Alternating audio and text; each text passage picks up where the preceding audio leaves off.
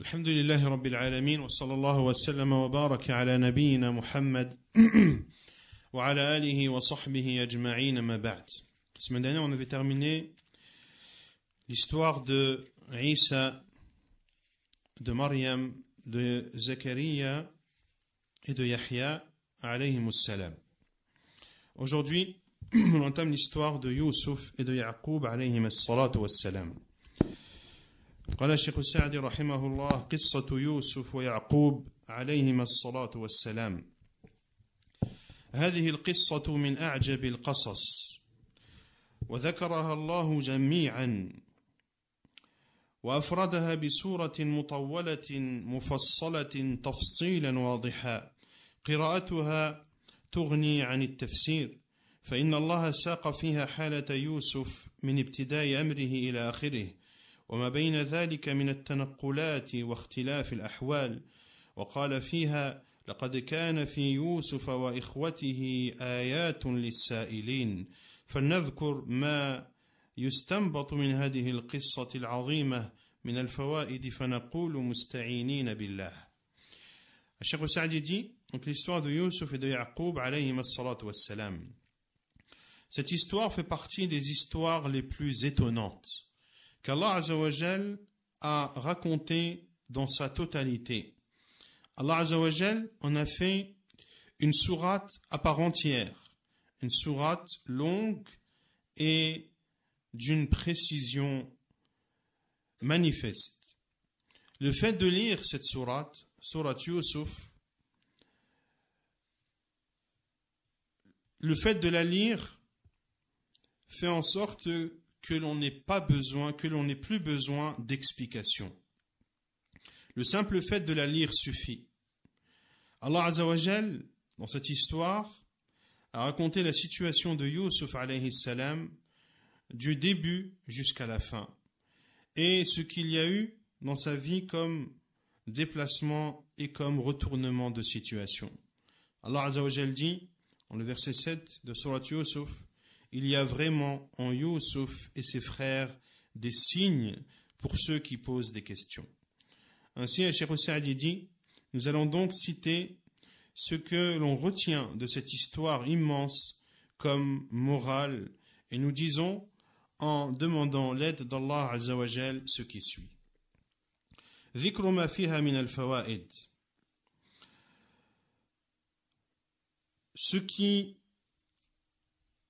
Ce que l'on retient comme morale et comme leçon de cette histoire.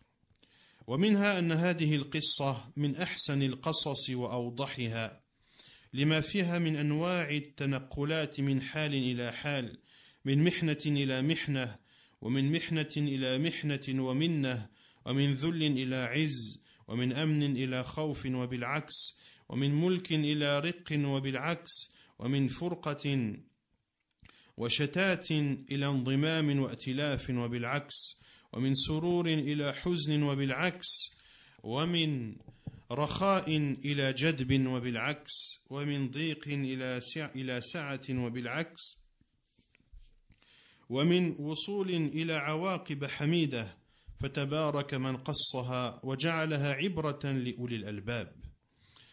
Donc il dit rahimahullah, première leçon à retenir de cette histoire, et que cette histoire fait partie des plus belles histoires et de celles qui sont les plus claires. De par ce qu'elle contient comme différents changements d'état, d'une situation vers une autre, d'une épreuve vers une autre, d'une épreuve vers une épreuve et un bienfait, d'une humiliation vers une puissance, d'une sécurité vers une peur et vice-versa, d'une royauté vers de l'esclavage et vice-versa, d'une division et zizanie vers une union et un rapprochement et vice-versa, d'une joie vers une tristesse et vice-versa, d'une aisance vers une sécheresse et vice-versa, d'une étroitesse vers une largesse et vice-versa, et d'une crise vers des bonnes fins. Gloire donc à celui qui raconte cette histoire et qui en a fait un enseignement pour les gens doués de raison. ومنها ما فيها من أصول تعبير الرؤيا المناسبة وأن علم التعبير علم مهم يعطيه الله من يشاء من عباده وأن أغلب ما تبني عليه المناسبات ما تبنى عليه المناسبات وضرب الأمثال والمشابهة في الصفات.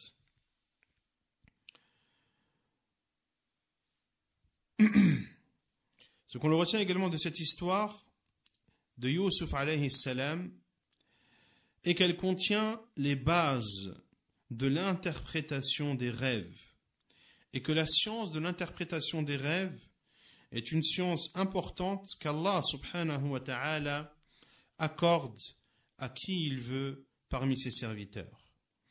Et que les choses les plus importantes sur lesquelles se reposent les bases de l'interprétation des rêves sont les événements, les paraboles et les ressemblances dans les caractéristiques. فوجه مناسبة رؤيا يوسف أنه رأى الشمس والقمر والكواكب الأحد عشر ساجدين له أن هذه زينة للسماء وفيها منافعها فكذلك الأنبياء والعلماء والأصفياء زينة الأرض وبهم يهتدى في الظلمات كما يهتدى بالأنوار السماوية ولأن أباه وأمه أصل وإخوته فرع عنهما فمن المناسب أن يكون الأصل أعظم نورا وجرما من الفرع فلذلك كانت الشمس أمه أو أباه والقمر الآخر منهما والكواكب إخوته ومن المناسب أن الساجد محترم لمن سجد له والمسجود له معظم محترم فدل ذلك على أن يوسف يصير معظما محترما لأبويه وإخوته ولا يتم هذا إلا بمقدمات تقتضي الوصول إلى هذا من علوم وأعمال واجتباء من الله فلهذا قال وكذلك يجتبيك ربك. Puis Cheikh Sa'di rahimahullah va donner des exemples qui prouvent que l'histoire de Yusuf alayhi salam comporte les bases de la science de l'interprétation des rêves. Il donne le premier exemple, rahimahullah, en parlant du rêve de Yusuf alayhi salam, lorsqu'il a vu le soleil, la lune et les 11 astres se prosterner devant lui. Que tout ceci sont, c'est-à-dire le soleil, la lune et les astres, sont un embellissement pour les cieux et comportent de nombreux bénéfices. Ainsi sont les prophètes, les savants et les pieux qui sont un embellissement pour la terre, qui sont un embellissement de la terre, car c'est grâce à eux que l'on peut se diriger dans les ténèbres, de la même façon que l'on se dirige sur terre par les astres dans le ciel. Et parce que son père et sa mère sont la base et que ses frères en découlent, eh bien, il était normal que la base soit plus lumineuse et de plus grande taille que la branche. Ainsi, le soleil était sa mère ou son père, et la lune le dernier des deux. Le dernier des deux. C'est-à-dire, si le soleil était la mère de Yusuf, la lune serait son père. Et si la lune était son père, le soleil, était son père, la lune serait sa mère. Et les astres, les 11 astres, sont ses frères. Donc le père et la mère sont la base, d'où le soleil est la lune qui sont beaucoup plus grands et beaucoup plus lumineux que les autres astres que l'on voit dans le ciel. Et également, cela coïncide, ce rêve coïncide avec l'histoire de Yusuf alayhi salam, car celui qui se prosterne respecte ce pourquoi ou ce pour qui il se prosterne, ce à quoi il se prosterne. Celui qui se prosterne respecte ce à quoi il se prosterne. Et celui à quoi l'on se prosterne est honorable et respecté. Cela prouve que Yusuf alayhi salam allait devenir important et allait être respecté par ses parents et par ses frères, notamment lorsqu'il, dans la fin de l'histoire, et on verra,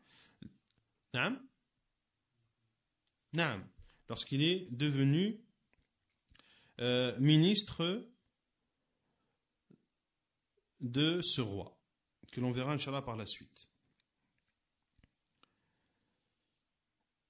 Et cela, c'est-à-dire atteindre un niveau de respectabilité et d'importance, ne peut avoir lieu que par des introductions, par des causes comme la science, comme des actes et comme une sélection de la part d'Allah subhanahu wa ta'ala. Pour cela qu'Allah azza wa jal dit, ainsi ton Seigneur te choisira. وَكَذَلِكَ يَجْتَبِيكَ رَبُّكَ. ومنها المناسبة في رؤيا الفتيين، حيث عبر رؤيا من رأى أنه يعصر خمرا أن الذي يعمل هذا العمل يكون في العادة خادما لغيره، وأيضا العصر مقصود لغيره، والخادم تابع لغيره، ويؤول أيضا إلى السقي الذي هو خدمته، فلذلك أوله بما يؤول إليه. وأما تعبيره لرؤيا من رأى أنه يحمل فوق رأسه خبزا تأكل الطير منه بأنه يقتل ويصلب مدة حتى تأكل الطير من مخ رأسه الذي هو يحمل. Également, dans l'interprétation du rêve de ces deux jeunes personnes qui étaient dans la même prison que Yusuf alayhi salam. Yusuf alayhi salam a interprété le rêve du premier jeune qui s'est vu en train de presser le vin.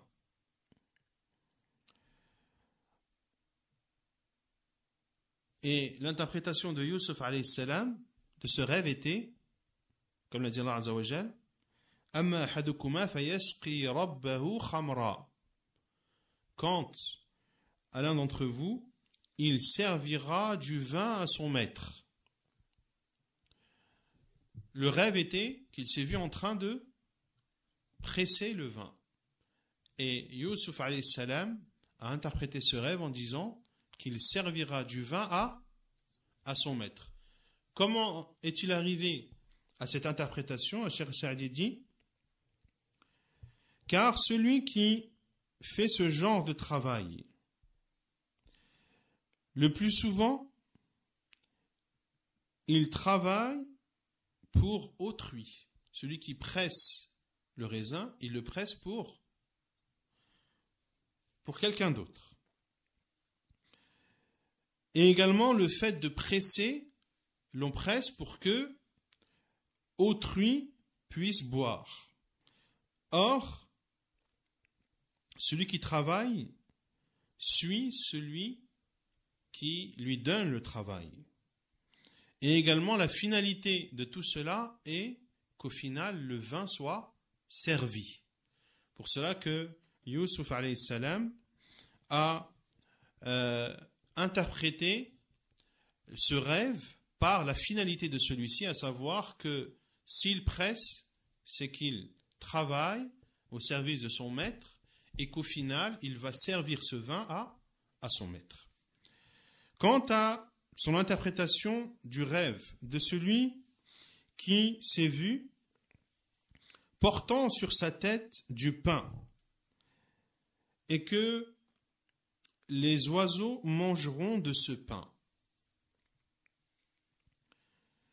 L'interprétation est que il sera tué, puis il sera crucifié le temps que les oiseaux mangeront de sa cervelle.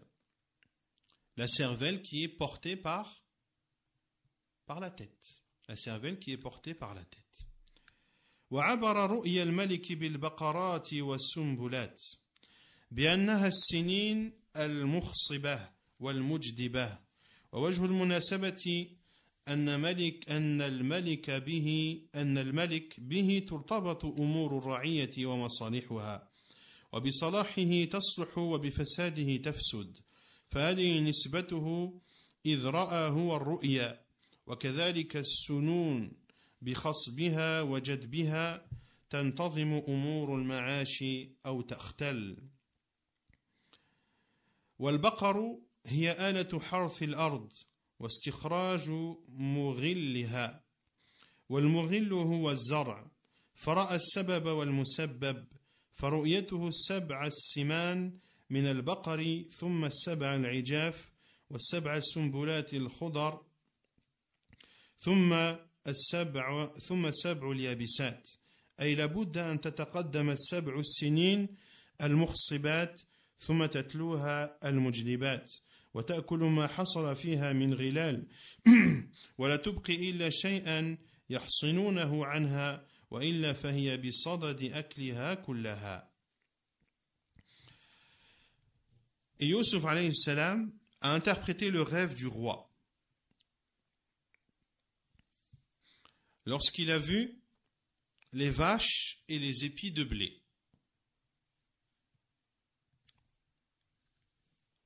Lorsqu'il a vu les vaches et les épis de blé. Yusuf alayhi salam a interprété cela, les vaches et les épis, comme des années fertiles et des années de sécheresse et de disette. Pourquoi a-t-il interprété cela, les vaches et les épis, on verra le rêve, par des années de fertilité et des années de sécheresse et de disette. Et quand on parle d'années de sécheresse et de disette, cela impacte l'ensemble des gens. Cela impacte l'ensemble des gens. Or, qui a fait le rêve? C'est le roi qui a vu. Et Yusuf alayhi salam, on a déduit que cela voulait dire des années de fertilité et des années de disette, car le devenir des gens dépend de leur gouverneur. Lorsque le gouverneur est bon, alors la situation des gens est bonne. Lorsque le gouverneur est mauvais, la situation des gens est mauvaise.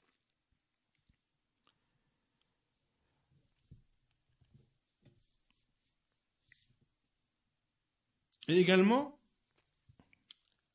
Yusuf alayhi salam, on a déduit les années fertiles et les années de disette et de sécheresse. Car les vaches sont les moyens et les outils de récolte. Et ce sont grâce aux vaches que l'on peut cultiver la terre. Lorsque le roi a vu que cette vache grasse était mangée par 7 vaches maigres, les 7 vaches grasses a été interprétée par les 7 années de fertilité, où le bien est abondant, et les 7 vaches maigres par 7 années de disette et de sécheresse.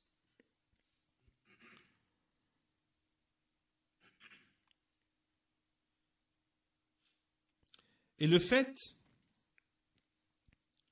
que le roi ait vu 7 vaches grasses, puis 7 vaches maigres, et 7 épis verts, puis 7 épis secs, cela avait pour signification que les 7 années fertiles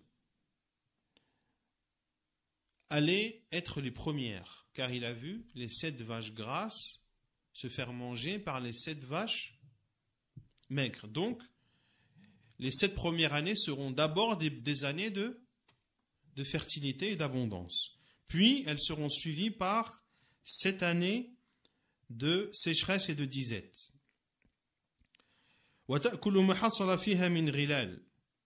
Et pendant ces 7 années de sécheresse, seront mangés ce qui aura été récolté pendant les 7 années de fertilité et de bien abondant.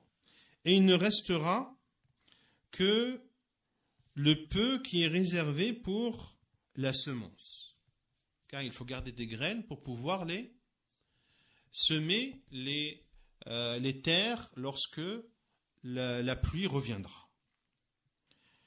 ثم قال الشيخ السعدي فإن قيل من أين أخذ قوله ثم يأتي من بعد ذلك عام فيه يغاث الناس وفيه يعصرون فإن بعض المفسرين قال هذه زيادة من يوسف في التعبير بوحي أو أوحي إليه فالجواب ليس الأمر كذلك وإنما أخذها من رؤيا الملك فإن السنين المجدبة 7 فقط فدل على أنه سيأتي بعدها عام عظيم الخصب كثير البركات يزيل الجدب العظيم الحاصل من السنين المجدبة الذي لا يزيلها عام خصب عادي بل لا بد فيه من خصب خلاف العادة وهذا واضح وهو من مفهوم العدد. Puis Cheikh Saadi rahimahullah dit, et s'il est dit, alors dans ce cas, d'où Yusuf alayhi salam a puisé cette parole lorsqu'il a dit, comme Allah Azza wa Jalla nous en informe dans le verset 49 de Surat Yusuf, puis viendra après cela une année où les gens seront secourus, c'est-à-dire par la pluie, et iront au pressoir. Donc ici, le roi a vu 7 vaches grasses se faire manger par 7 vaches maigres et a vu 7 épis verts et 7 épis secs. Les 7 épis verts, ce sont les épis qui seront mangés pendant les 7 années de sécheresse, et les épis secs seront ce qui restera. D'accord ?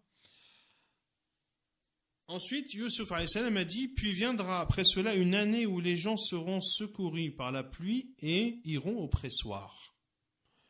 Comment Yusuf a-t-il déduit cette année par la suite? Cette année qui va suivre les 7 années de sécheresse. Comment l'a-t-il déduit du rêve du roi? Non? Cette vache maigre, on a dit que c'était les 7 années de disette. Et cette vache grasse, les 7 années de... Donc, il n'y a pas le nombre 1. Et comment a-t-il pu déduire cette année d'abondance qui va suivre les 7 années de sécheresse? Cheikh Saadi rahimahullah dit, certains mufassirin ont dit que cela est un plus de Yusuf alayhi salam dans l'interprétation du rêve, et que ce plus, il l'a dit et que c'est une révélation d'Allah subhanahu wa ta'ala, que c'est Allah azza wa jal qui lui a révélé cette information. Donc ça c'est l'avis de certains mufassirin. Et le Cheikh Sa'di dit, la réponse est que ce n'est pas ainsi.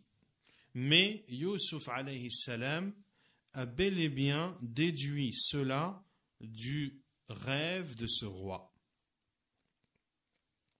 Comment l'a-t-il déduit?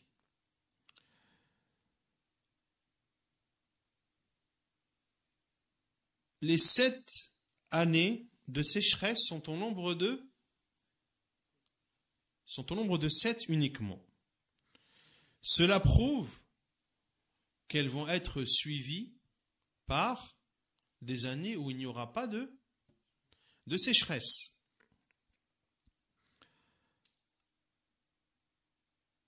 Or, si une année où il n'y a pas de sécheresse suit 7 années de sécheresse, pour combler ces 7 années de sécheresse qui ont laissé un grand impact, car le fait de ne pas cultiver pendant 7 années laisse beaucoup de mauvaises conséquences et laisse des traces qui sont durables et qui sont difficiles à enlever. Donc si les gens ne subissent pas de sécheresse après ces 7 années, il faut donc que la fertilité et l'abondance de cette année qui va suivre les 7 de sécheresse soient extraordinaires et que cette abondance soit beaucoup plus grande que ce qui est d'habitude, pour combler les 7 années de sécheresse, pour que les gens puissent profiter des terres et profiter des biens. Il faut que la pluie qui tombe, que les cultures qui sont, les graines qui sont semées, les cultures qui sont récoltées soient extrêmement nombreuses pour que les 7 années de sécheresse soient comblées. وهذا واضح وهو من مفهوم العدد. Et Cheikh Sa'di dit, et cela est clair et compréhensible.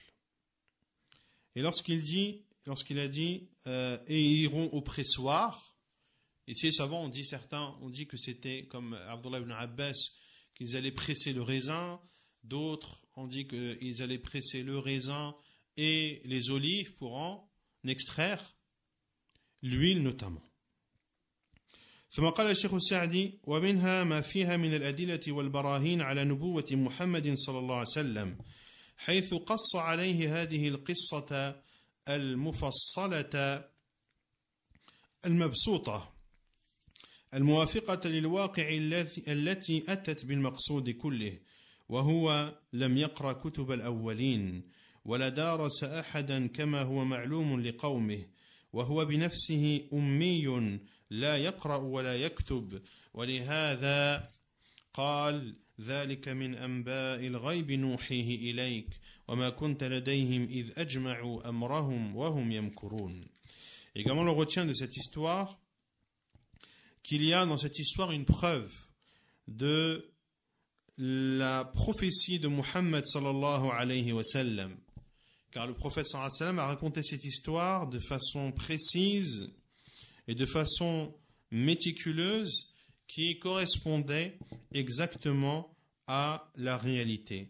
Or, le prophète sallallahu alayhi wa sallam n'a pas lu les livres précédents, car il était sallallahu alayhi wa sallam analphabète. Il ne savait ni lire ni écrire sallallahu alayhi wa sallam. Pour cela qu'Allah azza wa jal dit ذَلِكَ مِنْ أَنْبَاءِ الْغَيْبِ نُوحِيهِ إِلَيْكَ. Ce sont là des récits du ghaib, de l'invisible, que nous te révélons, et tu n'étais pas auprès d'eux quand ils se mirent d'accord pour comploter. Notamment lorsque les polythéistes avaient décidé de tuer le prophète sallallahu alayhi wa sallam, et le prophète sallallahu alayhi wa sallam en a été informé alors qu'il n'était pas avec eux lorsqu'ils complotaient. Donc, c'est Allah azza wa jal qui l'en a informé sallallahu alayhi wa sallam. ومنها أنه ينبغي للعبد البعد عن أسباب الشر وكتمان ما تخشى مضرته لقول يعقوب ليوسف لا تقصص رؤياك على إخوتك فيكيدوا لك كيدا. Également, on retient de cette histoire qu'il est demandé aux serviteurs de s'éloigner de toutes les causes qui pourraient amener un mal et de cacher les informations dont l'on craint qu'elles apportent des préjudices. Et cette leçon est tirée de la parole de Ya'qub alayhi salam à son fils Youssouf. La taqsus ru'yaka ala ikhwatik fayakidu laka kayda. Ô mon fils, ne raconte pas ta vision à tes frères, car ils montreraient un complot contre toi. Donc ce rêve que Youssouf alayhi salam a vu, lorsqu'il a vu le soleil, la lune et les 11 astres se prosterner devant lui, Ya'qub alayhi salam lui a dit de ne pas raconter ce rêve car il pourrait avoir des conséquences néfastes. ومنها ذكر الإنسان ما يكره على وجه الصدق والنصيحة له أو لغيره لقوله فيكيدوا لك كيدا. Également, on retient comme leçon de cette histoire, et on terminera par ceci, le fait de dire à une personne ce qu'elle déteste, dans le but d'être véridique avec elle et la conseiller, ou conseiller autrui. Lorsque Ya'qub alayhi salam a dit à Youssouf, il montrait un complot contre toi. Notamment lorsque tu sais qu'une personne est en danger. Est-ce que tu vas dire non, je ne vais pas lui dire car il va avoir peur? Non. Il faut dire les choses à la personne même si elle déteste. Qui aimerait savoir ou aimerait savoir qu'il y a un danger imminent qui va le frapper? C'est quelque chose qui va faire peur à la personne. La personne va être déstabilisée, elle va être prise de peur, d'angoisse, etc.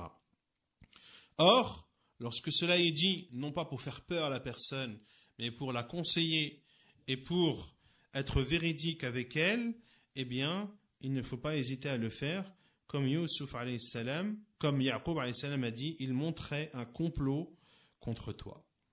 ونكتفي بهذا القدر وسبحانك اللهم وبحمدك أشهد أن لا إله إلا أنت أستغفرك وأتوب إليك.